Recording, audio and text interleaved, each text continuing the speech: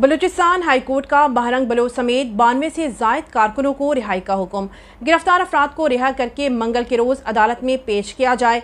Chief justice की सरबराही में 3 रुकनी bench की समाअत।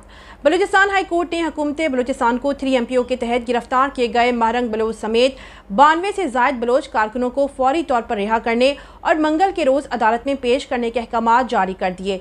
पीर के रोज समाअत के दौरान साजिद तरीन एडवोकेट ने दलाइल मुकम्मल किए।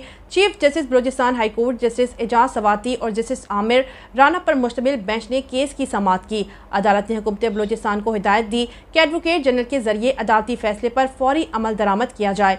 वाज़ेह रहे कि BNP के मरकजी सेक्रेटरी इत्तलात आगा हसन बलोच की जानिब से इन सियासी कारकुनों की रिहाई के लिए पिटीशन दायर की गई थी। दरख्वास्त में मौक़िफ़ इख्तियार किया गया था कि बहरंग बलोच समेत दीगर कारकुनों को 3MPO के तहत गैर कानूनी तौर पर गिरफ्तार करके जेलों में बंद कर दिया गया है। समाअत के मौके पर वाइस चेयरमैन में bar council Rahab Buledi advocate, साबिक सेशन जज Zarif Baloch advocate, Changez Baloch advocate, Nadia Baloch advocate और दीगर वकील भी अदालत में मौजूद थे।